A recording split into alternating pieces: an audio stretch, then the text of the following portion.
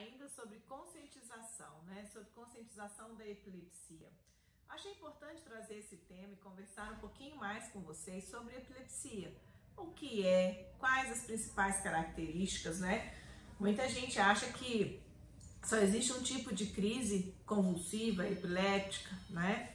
Mas não, existem vários. Epilepsia é uma disfunção cerebral, né? É uma doença neurológica e também pode ser sintoma de outras doenças neurológicas. Então, o que acontece? Nós temos hoje vários tipos de crises epilépticas, várias formas que o paciente pode apresentar e a gente, ao olhar, um olhar mais treinado do neurologista, vai conseguir avaliar e ver e diferenciar ali o que é uma crise epiléptica, o que pode ser só um distúrbio de movimento, só uma crise distônica. Então, muitas vezes, as pessoas entendem crises epilépticas, aquela crise generalizada, onde ele é chamado porque alguém caiu ao solo, porque alguém apresenta movimentos tônico-clônicos de braços, de pernas, perde a consciência, né? Existe aí uma salivação, uma liberação de esfíncteres, podendo até ter urina nas roupas. Então, assim, uma liberação esfincteriana. Então, essa é a crise que nós chamamos de crise tônico-clônica generalizada. Nós temos dois grandes grupos de crises epilépticas, as generalizadas e as focais. Nosso cérebro, ele é dividido em hemisfério direito e hemisfério esquerdo. Nós temos dois lados. Quando nós chamamos uma crise focal, quando ela começa em um único lugar, um lugar mais específico, e depois ela pode até espraiar para o outro hemisfério ou não. Quando a gente fala que uma crise é generalizada, quando ela acontece nos dois hemisférios simultaneamente. Tem diferença, doutora? É importante eu saber se é focal, se é generalizada? Tem sim, porque dependendo dessa diferença, dessa sinalização de qual esse grande grupo que a gente está aí com a epilepsia inserida, a gente vai ter um tratamento mais específico, um tratamento mais direcionado para o tipo de crise que o paciente tem. Então é importante saber que muitas vezes a epilepsia ela é idade dependente. Nós temos dois grandes picos aí de incidência da epilepsia na infância e depois no paciente mais idoso, mas pacientes no meio do caminho aí em idade média também pode desenvolver crises epilépticas. Não é o mais comum é na criança e o mais comum é no idoso. Importante saber isso porque a gente vai conseguir imaginar aí e avaliar quais as principais causas de epilepsia. Principais causas de epilepsia na infância: malformação do sistema nervoso central, as causas aí associadas à paralisia cerebral, né, as adquiridas, anóxia, falta de oxigenação no cérebro. As causas genéticas, nós temos muitas aí, agora começando a fazer mais e mais diagnósticos, né, com acesso aos exames genéticos, a gente consegue fazer diagnósticos aí das causas genéticas de epilepsia. E eu vou dar um exemplo para vocês. Por exemplo, na deficiência de GLUT1, que é uma doença genética cuja epilepsia pode ser um sintoma. Muitas vezes é aquela epilepsia ausência, onde o paciente fica muito tempo, assim, fica parado, mas epilepsia ausência mais refratária, mais difícil da gente tratar. Pode estar associado ou não a distúrbios do movimento, a movimentação involuntária. E esse paciente tem essa causa genética, tem a epilepsia como um dos principais sintomas. E quando a gente vai ver o tratamento é a dieta cetogênica. Então, nós temos tratamentos específicos hoje para causas específicas e as doenças genéticas elas estão se sobressaindo aí, né? Então é importante a gente saber se a crise é focal, se a crise é generalizada, se essa síndrome genética, se essa síndrome epiléptica ela é genética ou ela é adquirida, ou ela é o que nós chamamos assim sintomática, por exemplo, às vezes uma malformação, mas muito sutil, muito discreta, pode levar esse paciente a ter crises epilépticas. Extremamente importante que esse paciente seja acompanhado de perto por um neurologista, né? Se criança, neurologista infantil, se adulto, neurologista clínico, para que seja abordado, para que seja feito um diagnóstico preciso, correto, de qual o tipo de crise que ele tem, de quais as causas, se o exame neurológico desse paciente é alterado ou não, se ele tem uma epilepsia dessas benignas da infância que vão desaparecer um pouco mais na frente, né, que vai tomar remédio, vai precisar de medicação por algum tempo, tem o seu exame neurológico, o seu desenvolvimento adequado, e na adolescência, na juventude, essas crises vão desaparecer.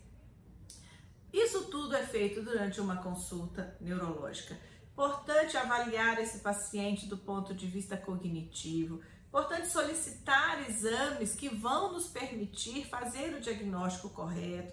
Eletroencefalograma, videoeletroencefalograma, né? Dosagens aí, pacientes que fazem uso de medicação, de uso crônico, uso contínuo, às vezes mais de uma, duas medicações diferentes, precisam ter exames de sangue para a gente acompanhar a função do rim, a função hepática, né, a função do fígado, de tempos em tempos, para a gente avaliar esse paciente. Exames de imagem, muitas vezes são eles que vão nos dar a pista ou o diagnóstico para aquela causa de epilepsia, né? Nós temos aí tratamentos, muitos hoje tratamentos, o campo da epilepsia, ele cresce, ele avança muito rapidamente na neurologia. Nós temos aí à disposição fármacos ou medicações ou drogas, como nós chamamos, para tratar diversos tipos de epilepsia. Nós temos medicações que vão atuar especificamente nas crises focais, nós temos medicações que vão atuar especificamente nas crises generalizadas.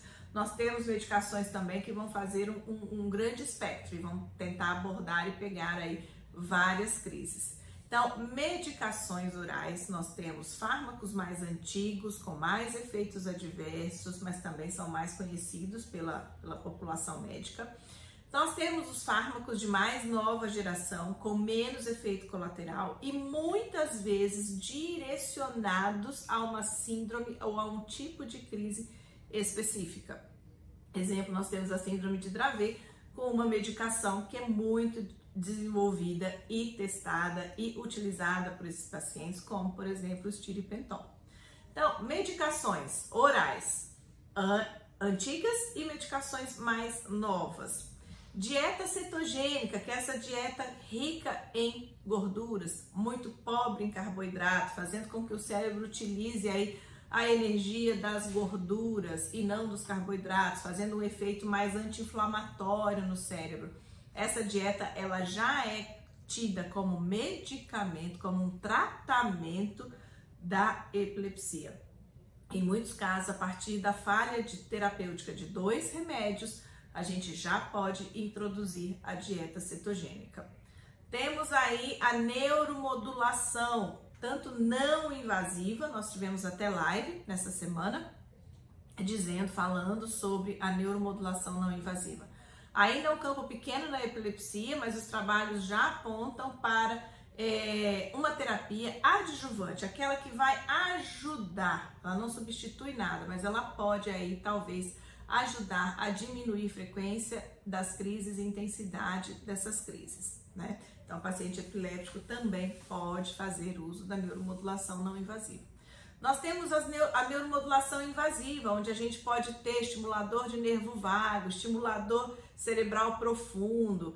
Nós temos as cirurgias hoje ressectivas, né? Que são cirurgias onde existe uma lesão, a gente vai lá, o neurocirurgião treinado, ele vai lá e vai fazer ressecção dessa área que potencialmente é a área que está causando ali, deflagrando as crises, as descargas epilépticas, né?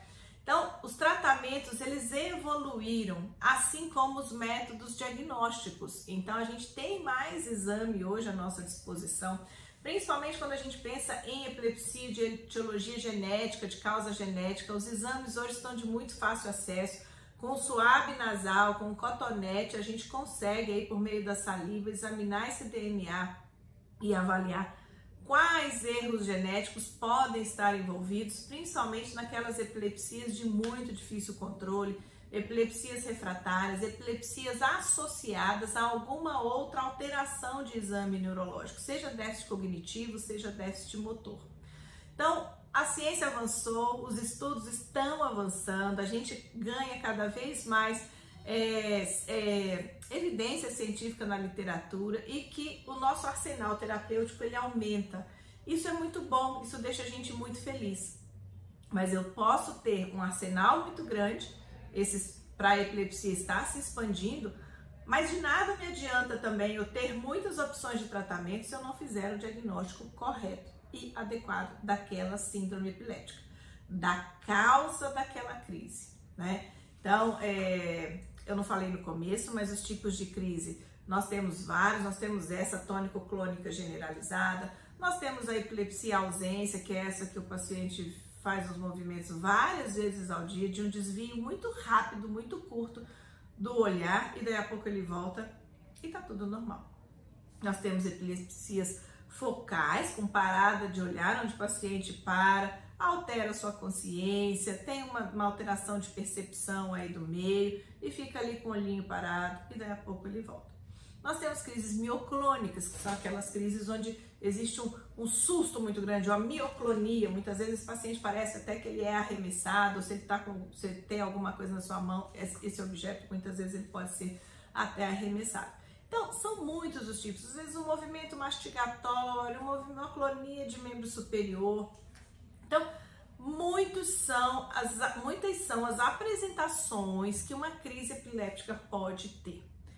Por isso, a gente fala tanto e a gente pede tanto a ajuda dos familiares e dos cuidadores no sentido de filmar, de documentar todo e qualquer movimento anormal ou parada de movimento que seja anormal, que ele não faz parte da rotina daquela pessoa, daquele paciente, que ele não faz parte do dia a dia dele e surgiu. Filma, documenta, leva para o pediatra, leva para o seu clínico de confiança, provavelmente ele vai encaminhá-lo para um neurologista infantil, se for criança, neurologista adulto, se for adulto. É muito importante que a gente reconheça precocemente. Quer ver um exemplo de movimentação anormal, que é muito confundida muitas vezes com cólica ou com refluxo? Bebê lactente que vinha evoluindo normal, de repente ele começa a fazer uns movimentos como se fossem uns sustos, assim. Ele faz assim, ele fecha o bracinho e faz como se fosse um susto. Pode fazer uma ou duas vezes ou pode fazer em salvas, muitas vezes. Salvas são muitas vezes seguidas. Esses espasmos, eles são muito confundidos com cólica, com refluxo gastroesofágico, com algum tipo de dor, mas eles são um tipo de epilepsia, de crise generalizada, que pode evoluir para uma síndrome de West. Então, quem vai fazer esse diagnóstico, quem vai poder avaliar se isso realmente não é cólica, não é refluxo, e sim uma síndrome epiléptica? O neurologista. Então, o bebê, a criança, o adulto começou com alguma movimentação diferente, procurem ajuda médica. Filmem, documentem e levem lá, ó, doutor, é isso aqui que ele tá fazendo, ó, tá diferente, não é? O médico vai avaliar, só por essa filmagem ele já vai conseguir imaginar, direcionar, depois de um exame neurológico, de uma história bem feita, né? Ele já vai conseguir direcionar esse paciente para exames específicos para que se chegue a um diagnóstico correto o mais breve possível. Não é fácil, diagnosticar a epilepsia não é fácil, tratar a epilepsia não é fácil, os familiares em volta desse paciente sabem disso, sabem o quão é difícil, o quão é sofrido você não saber quando pode ser que aconteça a próxima crise. E é para isso que nós estamos aqui, para tratar e para prover essa família de conhecimento, de acolhimento, de entendimento da doença do paciente, uma vez que a gente fecha o diagnóstico e faz um diagnóstico correto, e saber também quais os possíveis tratamentos naquele caso. Então, epilepsia não é fácil da gente diagnosticar e tratar, mas merece toda a nossa atenção, todo o nosso engajamento nas campanhas de conscientização. Hoje em dia não cabe mais o paciente com epilepsia ser estigmatizado ou ser alvo de preconceito. Epilepsia é uma doença ou pode ser um sintoma de uma outra doença. tem tratamento, as terapias elas estão avançando muito em número e eficácia e segurança. Alguns casos ainda são extremamente desafiadores e refratários, mas se a gente não puder curar, a gente tem que acolher esse paciente e a gente tem que prover sempre a melhor qualidade de vida para o paciente, tá bom? Então era isso, a gente fez um apanhadão geral aqui de epilepsia para dizer para vocês, tem tratamento, tá bom? Procure o médico, surgiu algum movimento anormal, converse com o seu médico de confiança, mostra para ele o vídeo, tá bom?